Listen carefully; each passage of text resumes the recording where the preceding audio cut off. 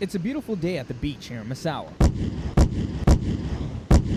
which is the perfect condition for some explosive training. Today we did some joint training with our U.S. Navy counterparts, the U.S. Navy EOD team, and bilateral training with the Japanese Maritime Self-Defense Force here on Drawn Range. We were able to bring out some target vehicles and practice explosively accessing them. Misawa's Explosive Ordnance Disposal Unit uses explosives like a locksmith uses tools to get into a locked car. The only difference is that these cars are potential bombs. They access vehicles in a certain way, as you can see by the van behind me. Certain ones either will completely open a vehicle or they will put a very small hole in a vehicle. And so we utilize those based on the tactical situation that we find ourselves in. We determine what the best tool is and we attack the problem with that tool. As you can see by the wreckage, this was no ordinary day at the beach. The training exposed the Japanese to a controlled environment of destruction that will prepare them for a real-world scenario. For the first step, it was good training. We got very effective IED training, so we appreciate the opportunity. If we have another chance like this, we'll appreciate it. Both the U.S. and Japanese forces worked seamlessly together, setting up entry devices. The vehicles later became perfect models for their training on how to enter a potentially life-threatening vehicle. This is a first in a long time that the organizations have been able to get together in one location and do training to this degree. And we certainly hope that this partnership continues in the future. And with the success of mangled parts and wide-open vehicles, as Misawa's EOD would say, it was a great day, it was a safe day, and we're all going back with all of our fingers and toes. Senior Airman Jonathan Guzman, Misawa Air Base, Japan.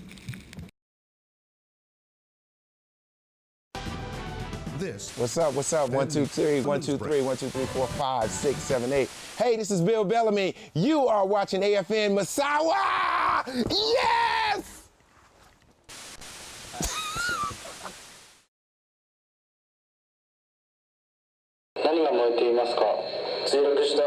A U.S. pilot has bailed out of his F-16, causing his jet to crash into a building inside of Rokusho, a town just north of Misawa Air Base.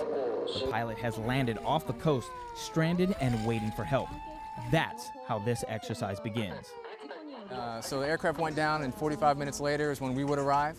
And so our role at that point is to assist the local forces with fire attack, rescue, any sort of medical needs they might need, and then securing our pilot to get him back on base.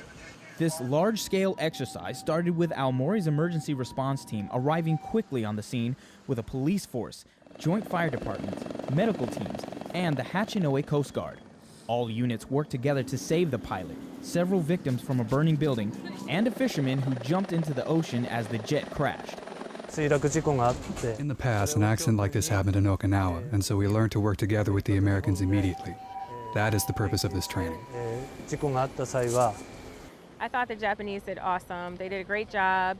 They communicated well. They communicated well with us, the Air Force side, and it actually went very well. As smoke clouds the scene and fire teams recover victims throughout the area, the pilot is rescued by Hachinoe Coast Guard and recovered by Misawa's rescue team so that medical personnel can attend the pilot. So after he's done triaging, he'll tell us to go ahead and move him to the proper triage area and we'll start our treatment. This event highlights our ability to operate across multi-agency, multi-jurisdictional lines, both on the American and the Japanese side. At the end of the exercise, 10 victims were recovered successfully, to include the pilot.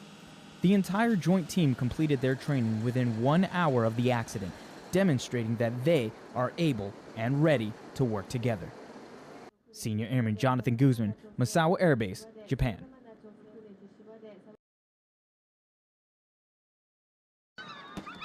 It's not New Year's or 4th of July. It's the Lights on the Lake show, and it's been 2 years in the making.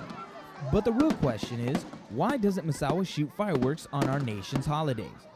Outdoor Recreation Director Michael Watkins has the answer. In the past, we have done it on July 4th, but out of about 10 years, we were probably able to shoot off the fireworks about 3 times out of 10. So we were searching for a better holiday weekend to do it, and what better weekend than the end of summer, Labor Day weekend. And with better weather conditions, local pyrotechnicians are able to set up fireworks in a barge just 300 yards out from the beach. But that's not the only place where fireworks will be. Outdoor Rec Program Director Ron Stark. So when the show starts tonight, we're going to have a boat, the one that just departed here, make a run between this barge and the shore, so actually very, very close to our beach, about 100 meters from the peninsula, and they're going to throw fireworks in the water. So you're going to have them going off in the air and on the water surface. So with nightfall, Massawa's residents arrive on the beach by the busload for the big celebration. And attendees like Myra, a mother with her son, finally got a chance to see the lights on the lake. The show was awesome. It was amazing. The fireworks were coming out from everywhere. We were looking at one spot and all of a sudden they would pop out in the other two areas on the corners of the lakes. It was awesome. At the end of the day, as long as people are smiling and kids are running around and playing in the sand and going wow when they see the fireworks go off, I'm good. That's all I need to sleep good at night. Staff Sergeant Jonathan Guzman, Misawa Air Base, Japan.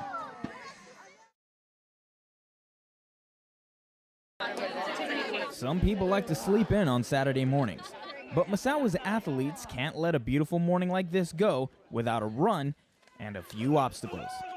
It's a 2014 Misawa Adventure Race, nothing fancy, and it consists of 10 obstacles spread out over a 7-kilometer course. The race also had a costume contest and 36 teams of 4 members. But for one competitor, this race was not about finishing first. Well, coming out of the Army, I was in probably the best shape of my life. And then I just got a desk job coming out of the Army, and just 10, 15 pounds a year. And next thing you knew, I was 310 pounds. So I looked at myself, and we had our first kid, and I was just like, I need to lose weight. I want to be able to run around with my kid and play with him when he gets older. And that was enough motivation to get Ramon off the couch and into the gym. Just this summer, he competed in Misawa's Firefighter Challenge, a triathlon, and of course, the adventure race. I guess you call it the bucket list type stuff. I want to do a marathon, I want to do an Ironman, and plus I just want to get in shape where I can play with Titus when he gets older. And with the support of his family and his dedication to losing weight, Ramon has knocked off 50 pounds in 2 years. But for those who aren't impressed, you look on TV and you see the Biggest Losers and stuff like that, and they lose like 100 pounds a year. You know, they're on a strict regime. I say just keep on going at it. I mean, I was 310 a couple years ago. I'm only 260 now, but it's how you finish. And it's that determination that will get Ramon across the finish line at the 2015 Tokyo Marathon once he receives his entry. Staff Sergeant Jonathan Guzman, Misawa Air Base, Japan.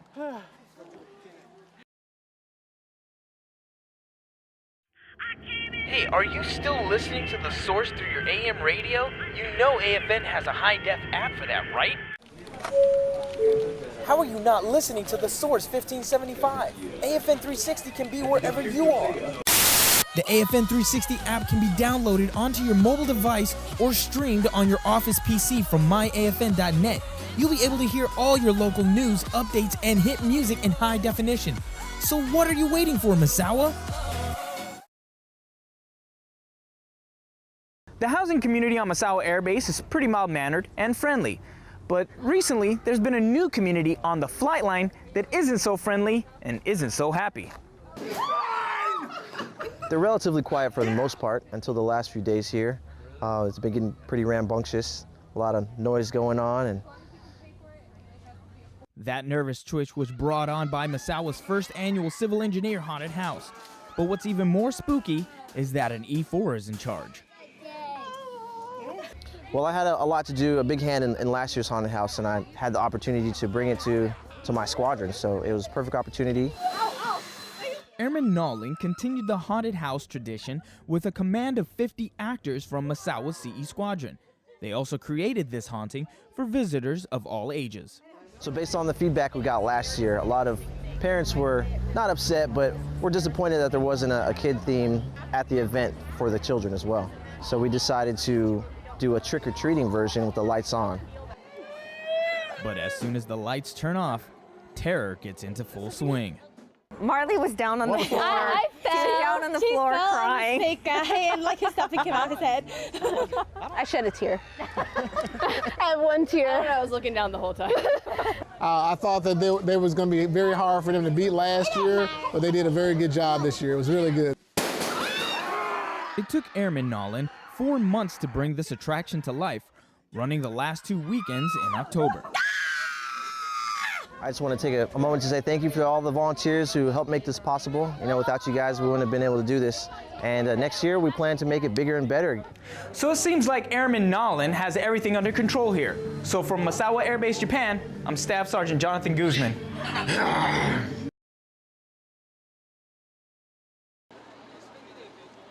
This is not your average playing field, and these are not your average competitors.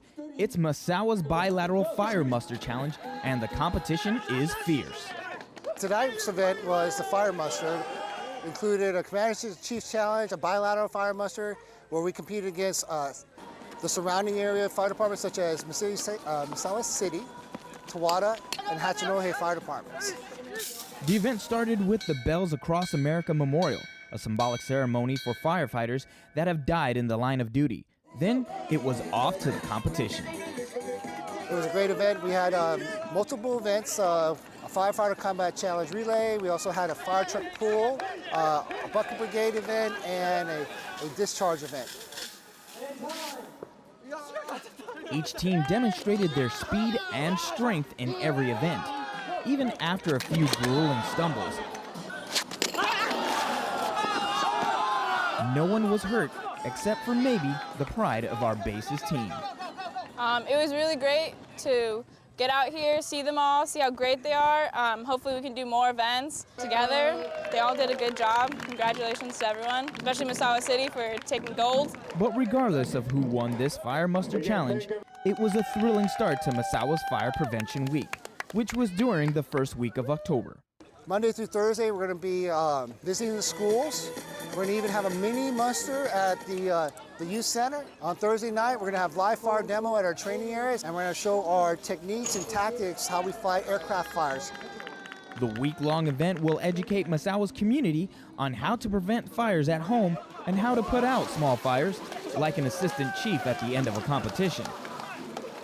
Staff Sergeant Jonathan Guzman, Misawa Air Base, Japan.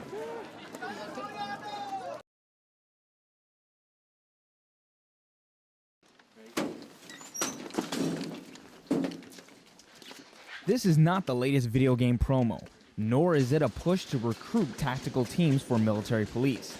It's a real training event for Misawa Security Forces Special Reactions Team, and it's no game.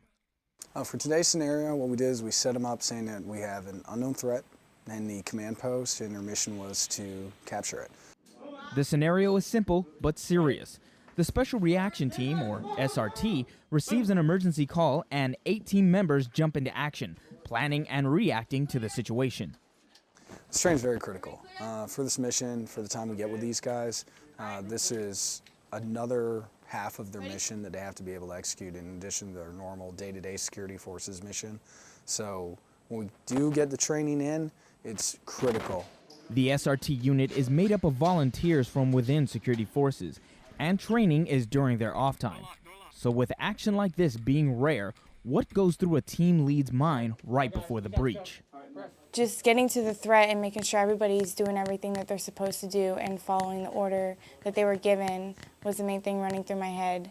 From the moment I said 10 seconds out and we're getting ready to come in, it's game time, and you just focus on the mission. You just remember your training, keep your wingman close, and go.